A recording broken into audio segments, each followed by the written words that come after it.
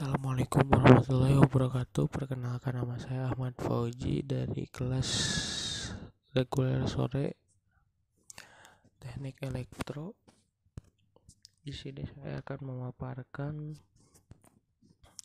materi kuliah elektronika analog, yaitu tentang dasar semikonduktor dan dioda.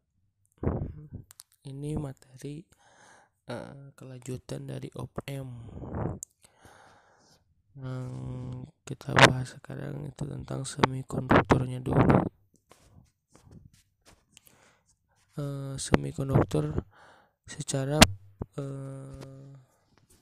definisinya bahan yang memiliki nilai hambatan jenis atau V antara konduktor dan isolator, yakni sebesar 10 pangkat min 6 sampai di 10 pangkat 4 mili. Jadi bahan semikonduktor ini sifat bahannya pada antara konduktor dan isolator. Dia tidak konduktor dan dia juga tidak isolator. Jadi di antaranya perbandingan hambatan jenis konduktor, semikonduktor dan isolator. Nah, kita lihat di tabel di bawah ini, kita lihat di sini ada 3 bahan.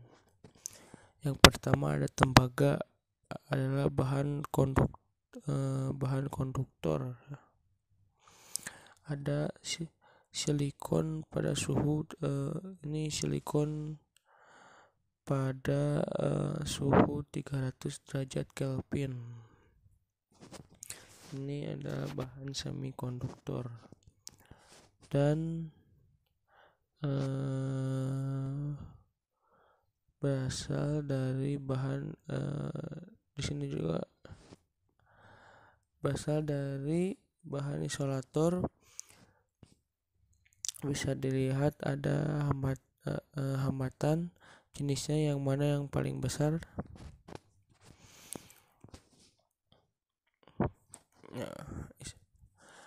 Bahan isolator sudah jelas ya kalau tidak mengantarkan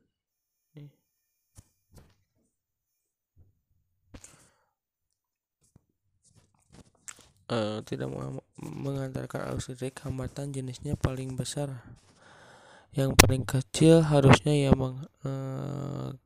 itu mengantarkan arus. Arti bahan konduktor semikonduktor sendiri berasal di antara konduktor dan isolator. Contoh 3 buah hambatan yang tadi dari tabel sebelumnya, yaitu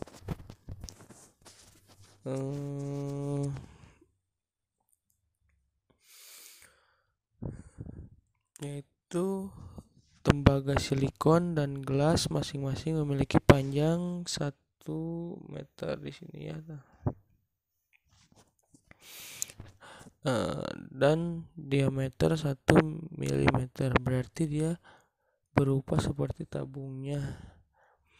Jika pada kedua ujung bahan tersebut terpasang tegangan 10 volt, tentukan besarnya arus yang lewat pada masing-masing bahan tersebut.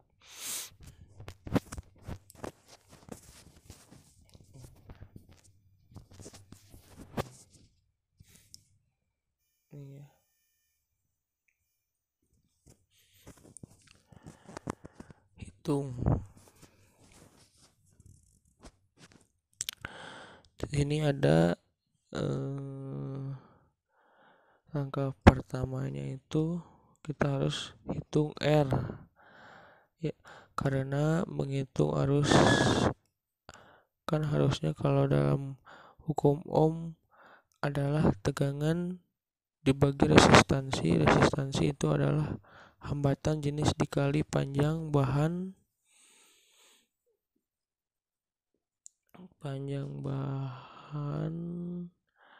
dibagi luas penampangnya.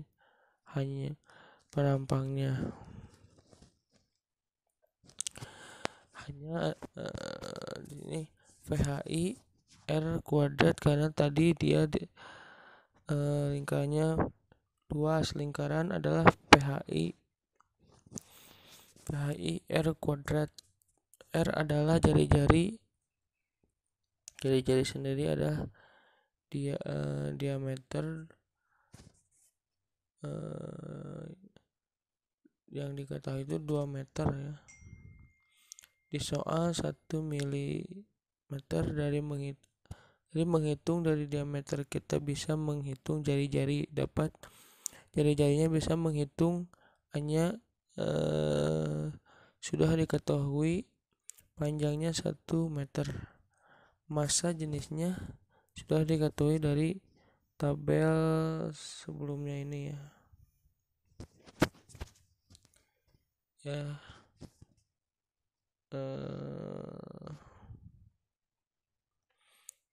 Kita lanjutkan lagi.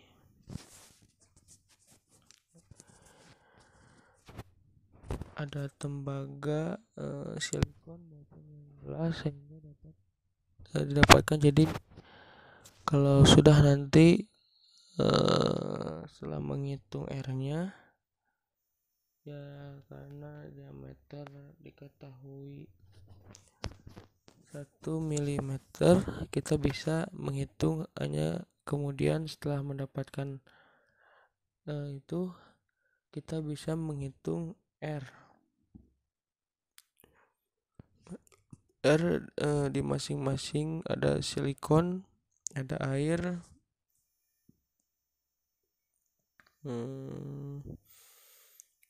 ada R. Jelaskan massa jenis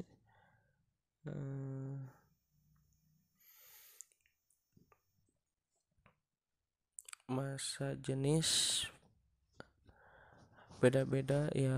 Setelah mendapatkan R maka kita bisa menghitung I ini ya.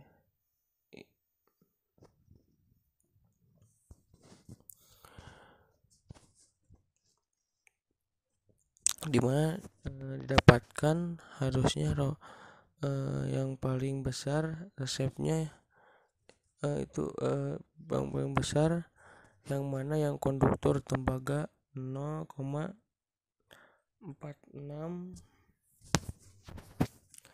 nih ya, 0,46 dikali 10 pangkat 3 ampere.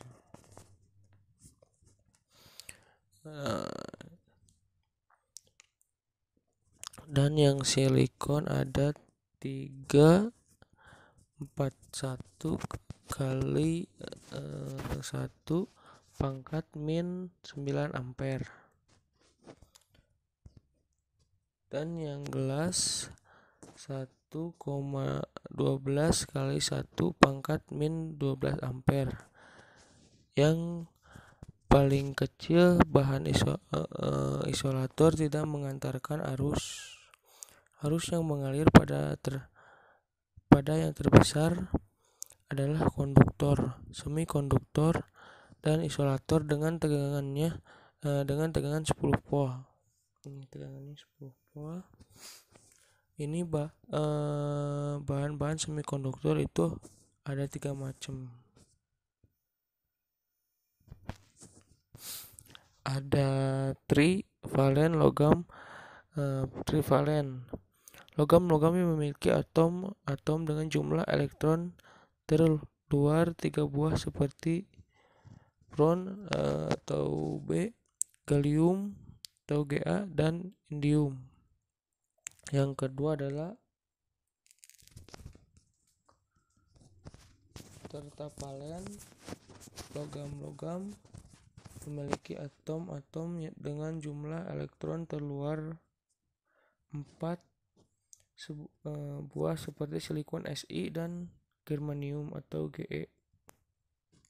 Dan yang terakhir ada pentavalen logam yang memiliki atom dengan jumlah elektron terluar 5 buah seperti fosfor atau P, arsenikum atau As, dan antimon atau Sb.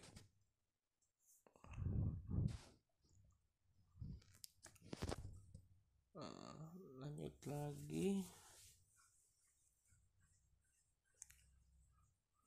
di sini ada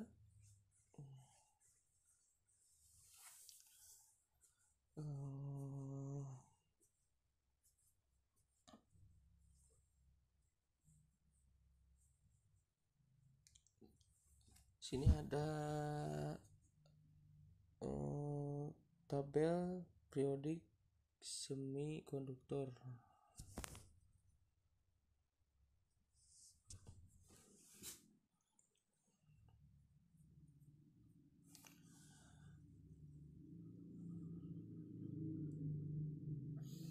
Sini ada bond, yaitu ada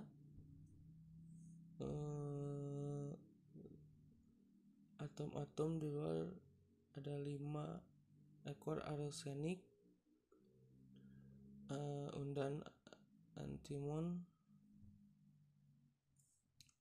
Contoh bahan semikonduktor hanya tabel periodik. Ini konfigurasi elektronnya, ya ini golongan 3 ya.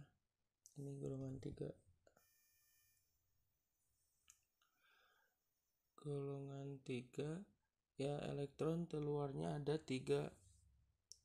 Tadi banyak ini yang hanya ini yang golongan 4, dan golongan masuknya golongan 4. Bahan-bahan semikonduktor yang paling banyak digunakan adalah silikon dan germanium.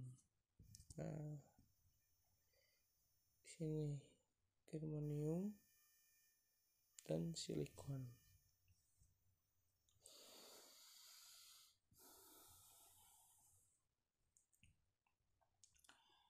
Germanium jumlah elektron, silikon itu 14 buah, dan jumlah elektron germanium 32 buah. Ini ya.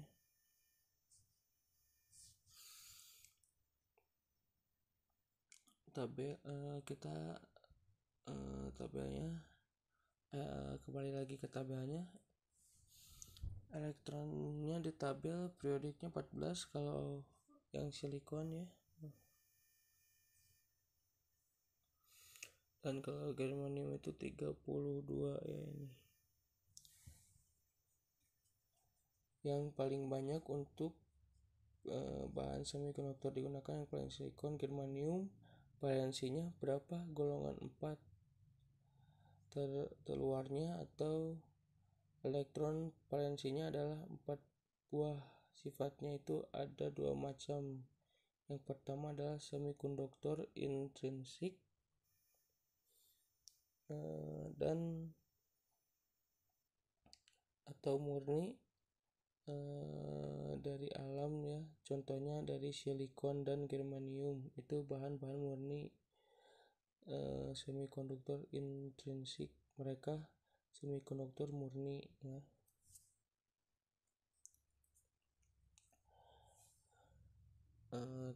Contoh silikon murni, main ikatan konvalennya tadi elektron terluarnya ada di 42 ya.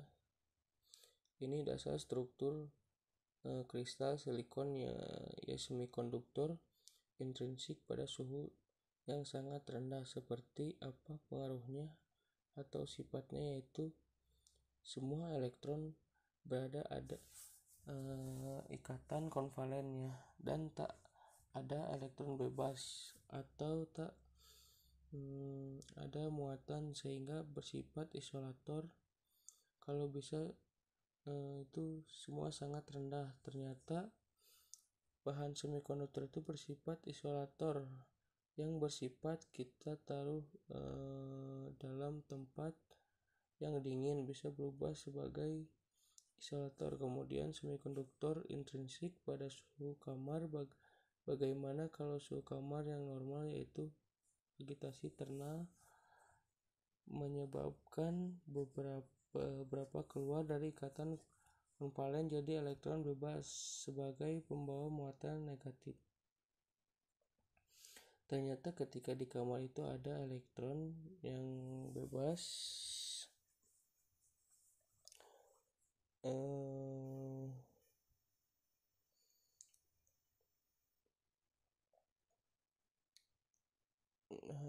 tadi ya yang saya gunakan. Ini intrinsiknya. Nah, semikonduktor ini pada suhu yang sangat rendah ini tadi yang di semikonduktor intrinsik pada suhu kamar ya ini.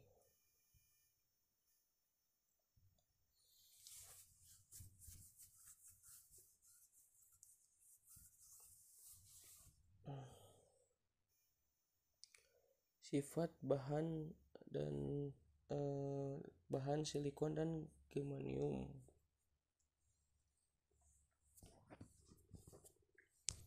Sifat atom, ada sifat atom, ada berat atom, kerapatan, konstansa, dielektrik, ada atom, persenti, pangkat 3, jurang tenaga atau G pada 0 derajat Kelvin, ada jurang tenaga EG pada 300 derajat Kelvin, konstanta, ada konsentrasi intrinsik 300 derajat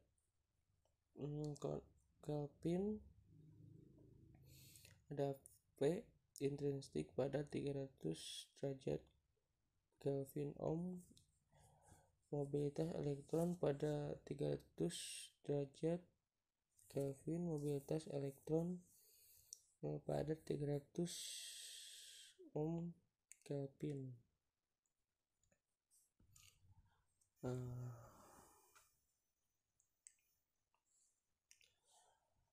Pembawa muatan pada semikonduktor intrinsik.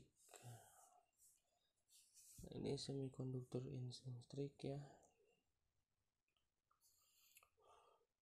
Nah, ini kan masih buka gitu tah.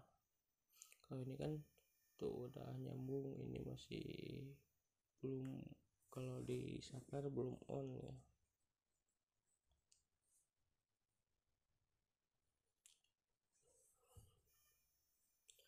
Jenis semikonduktor ekstrinsik. Semikonduktor ekstrinsik semikonduktor yang memperoleh pengotoran atau penyuntikan doping oleh atom asing.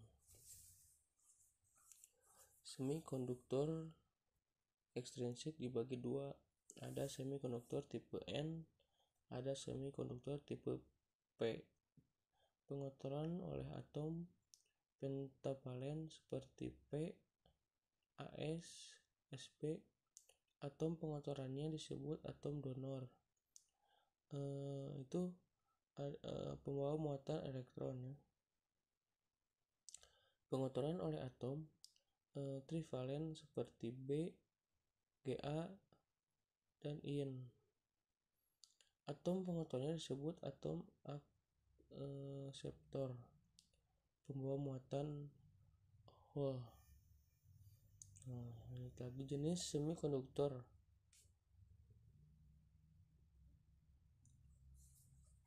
ekstrinsik. Tujuan doping. Tujuan di doping itu meningkatkan konduktivitas semikonduktor dan memperoleh semikonduktor dengan hanya satu pembawa muatan elektron atau hole saja ya. Nah, ini ada perbandingan doping ya. Atom dopen dan atau atom murni 1 berbanding 10 pangkat 6 sampai dengan 10 pangkat 8. Dopen adalah atom pengotor. Atom dopen pada semikonduktor tipe N adalah atom-atom pentavalen dan dinamakan atom donor, sedangkan pada semikonduktor tipe P trivalen dan dinamakan atom akseptor. Semikonduktor tipe N. elektron bebas. Nah, ini elektron bebas ini.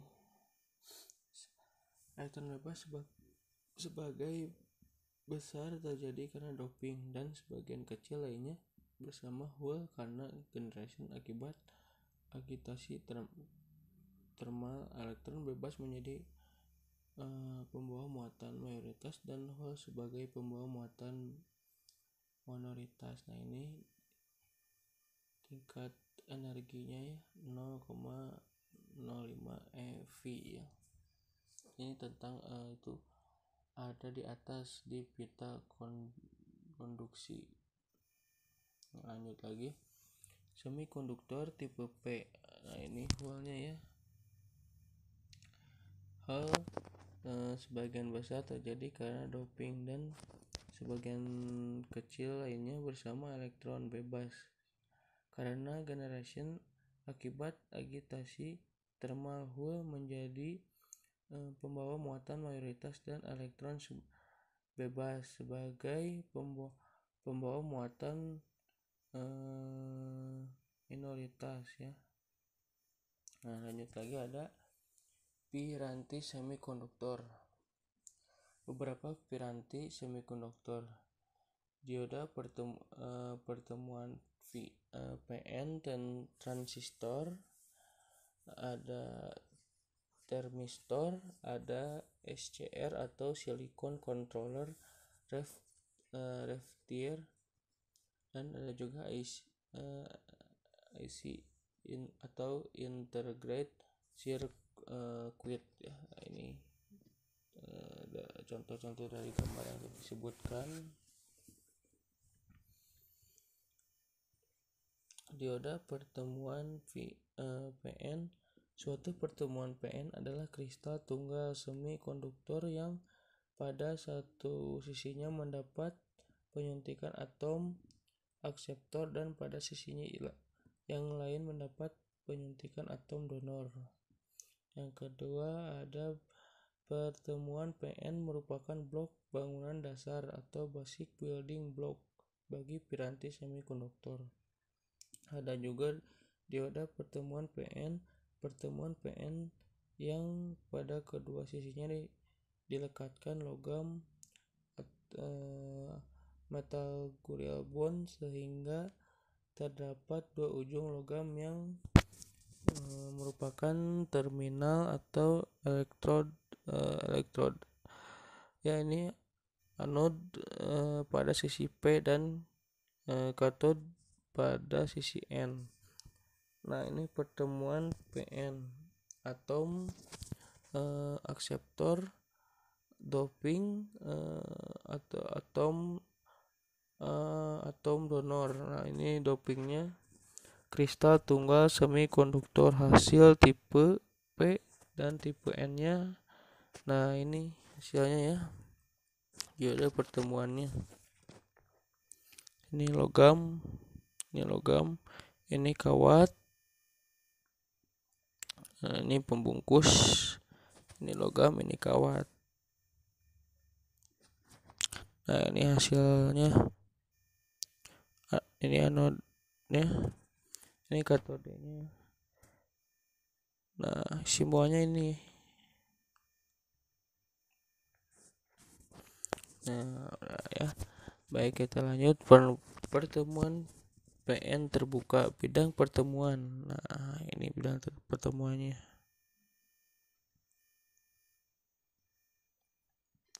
Ion akseptor ini ya, yang main itu ya. Nah, kalau yang kecil ini hole ya, atau hole itu lubang ya. Ion donor. Nah, ini ion donor itu yang positif, dan ini yang hitamnya itu yang kecil itu elektron. Ini yang jenis P ya, ini jenis N. Ini lapisan pengosong.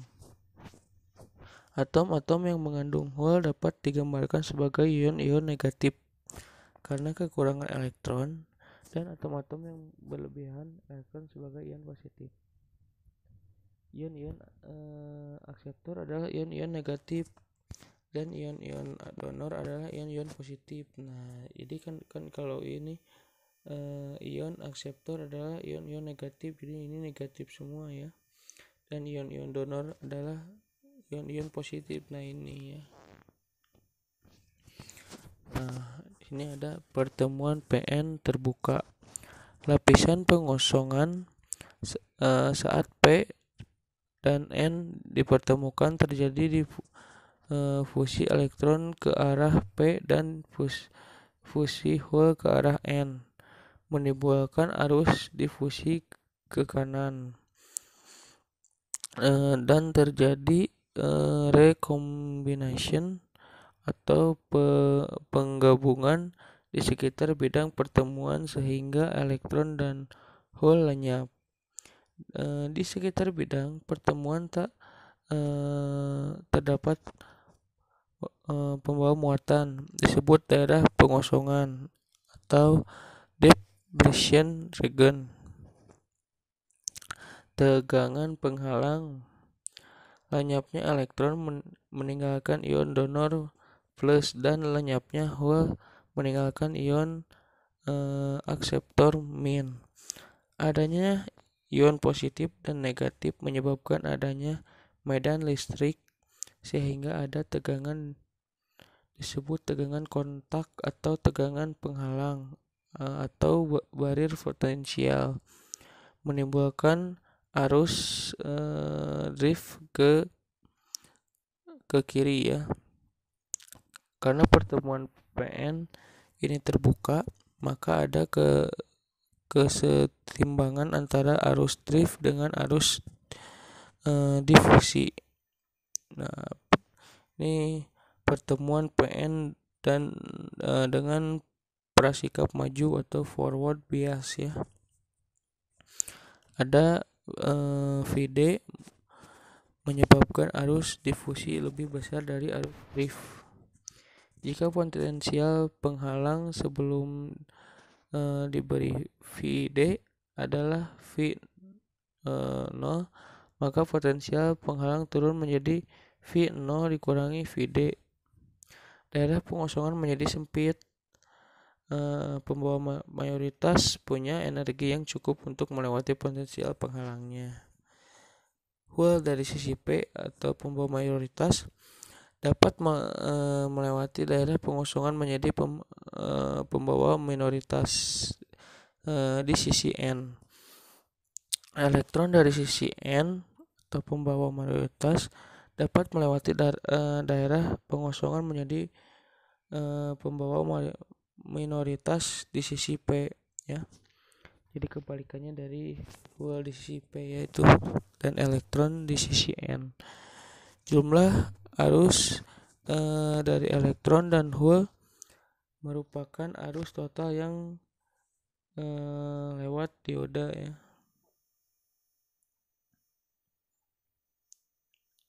Nah, ini pertemuan PN dengan prasikap mundur versi bias ya. Hole pada sisi P bergerak ke kiri,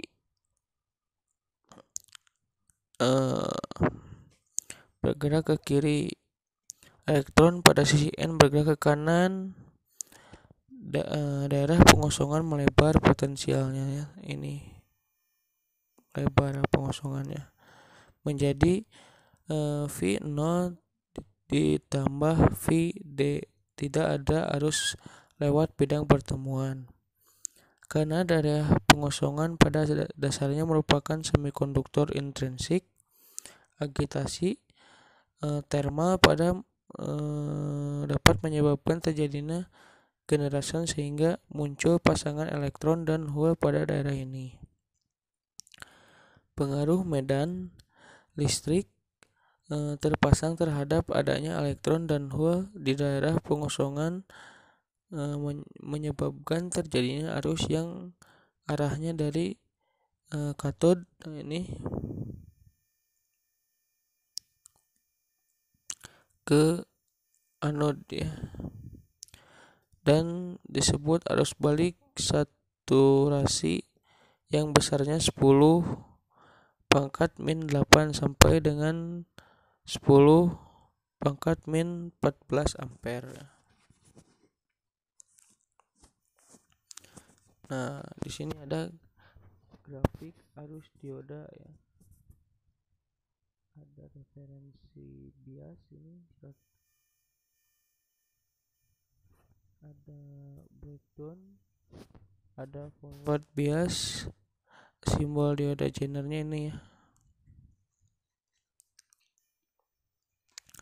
Ada anoda, ada katoda ya. Ada karakteristik unik Zener bekerja pada bias negatif ya. Dasar analisa dioda ini simbolnya ya. Ini anode, ini katode ya. Nah, jadi gini ya.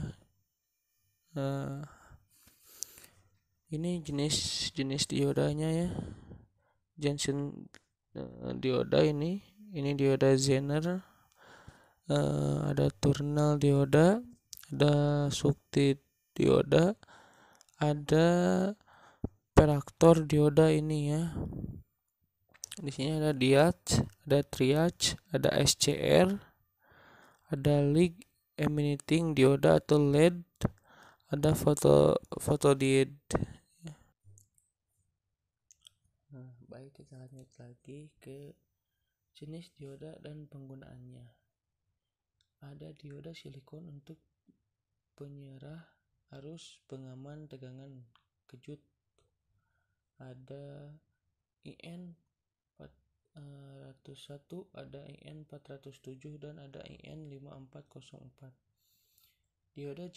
Ada juga dioda Zener untuk mengatur tegangan Zener 6,2 volt, Zener 3,2 volt. Ada dioda Bridge untuk penyerah gelombang penuh pada rangkaian satu daya, yaitu B40C 800 kiprok pada kendaraan bermotor. Nah, itu ya. Ada juga LED emitting dioda sebagai lampu indikator konsumsi arus rendah 5 mA, long lifetime 1,5 sampai dengan 3 volt ya. Tuh. Nah, lanjut lagi ada rangkaian dioda. Ini rangkaian dioda ya di gambar ini. Garis beban dari gambar dengan menggunakan hukum tegangan Kirchhoff Voltage Law atau KVL diperoleh yaitu V sama dengan VI dikurangi IRL ya. Dengan RL adalah tahanan beban ya.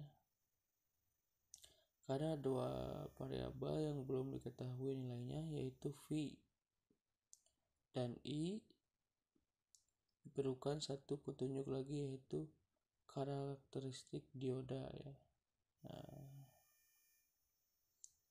Nah, ini ada garis beban melewati titik I. Nah, ini ya, garis beban melewati garis I ya. 0 titik potong V adalah V sama dengan VI dan V sama dengan 0. Titik potongnya adalah I sama dengan VI per RL. Nah, di sini ada gambar kurva karakteristik dinamis hubungan arus terhadap tegangan masukan VI bervariasi disebut karakteristik dinamis. Lereng garis beban adalah tetap karena resistansi beban RL tetap ya. Nah, di sini ada model dioda ya. 1. Pendekatan pertama dioda ideal. Pada keadaan forward bias, dioda dianggap sebagai saklar tertutup karena hambatan pada dioda dianggap bernilai 0 ya. Pada keadaan reverse bias dioda dianggap sebagai saklar terbuka karena hambatan pada dioda dianggap bernilai tak terhingga. Nah, ini ya. Pendekatan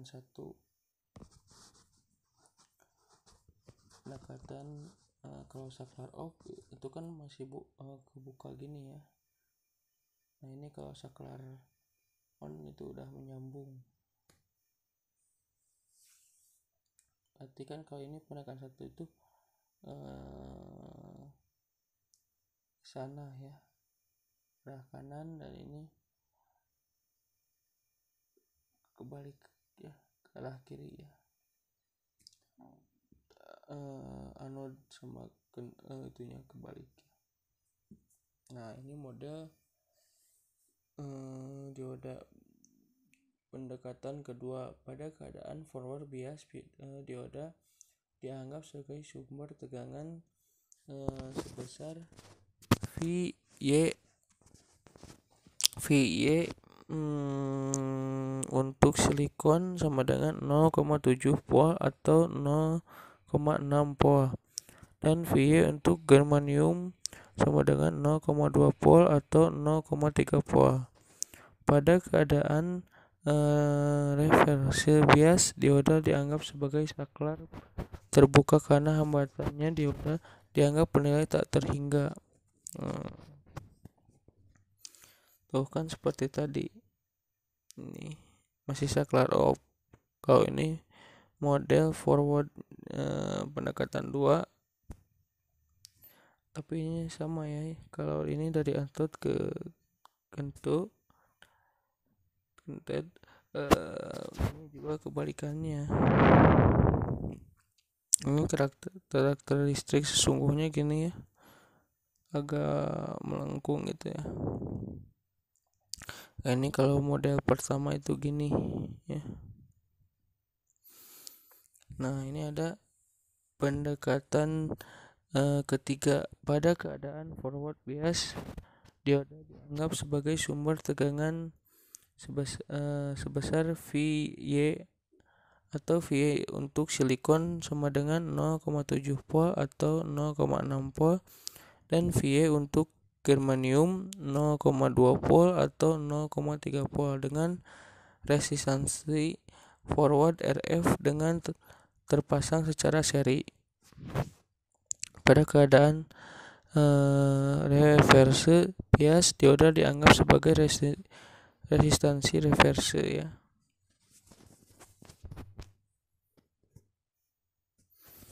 Nah, ini ada contoh soal di sini ya. Perhatikan gambar dioda di samping ini. Gambarkan rangkaian pengganti atau rangkaian ekuivalen dan hitung besarnya tegangan dan arus dioda menggunakan pendekatan 1 dan pendekatan 2 dan pendekatan 3. Nah, jawabnya gini. Di sini ada pendekatan 1 ya. Berarti mencari D sama dengan V in per RL ya. V in nya mana? Nah, ini V in 10 volt. RL nya cari berapa? Oh, ini RL nya 100 ya, 100 ohm. Berarti 10 per 100 ohm sama dengan 0,1 ampere. Nah, ini jadi gini ya. Nah, ini kita ada di percobaan atau di pendekatan 2 ya. Kita jawab ya. Sama ya. I di sama dengan, nah ini rumusnya beda ya. Ada V in dikurangi VY per RL. Nah, mana V in nya ya? V in nya berarti 10. Nah, VY nya itu berarti dari sini ya, yaitu 0,6 berarti ya. 10 volt dikurangi 0,6 volt per, nah ini kan depannya itu RL, berarti RL-nya itu 100 ohm ya. Nah, sama dengan 0,094 ampere. Dan di sini, nah ini lanjut yang terakhir ya, ada pendekatan ketiga ya ini. Nah ini Vin kurangi VY per RF maaf salah, Vin dikurangi VY per RL ditambah RF sama dengan, nah tadi Vin-nya itu 10, VY itu 0,6 volt per RL-nya 100. Nah ini RF-nya ya, RF frekuensinya itu 2,5 ohm ya, sama dengan 0,092 ampere. Nah langsung kita mencari VD ya, sama dengan Vin dikurangi ID kali RL, berarti kita Vin nya itu 10 dikurangi 0,092 ampere dikali 100 ohm ya, dan hasilnya 0,8 volt ya. Nah dicukupkan sekian pemaparan materi dari saya. Mohon maaf bila ada kesalahan, mungkin saya juga masih sedang belajar, mohon dimaklum. Semoga bisa bermanfaat dan semoga kedepannya saya bisa lebih baik lagi untuk memaparkan materi yang lainnya ya. Ya udah, akhir kata, wassalamualaikum warahmatullahi wabarakatuh.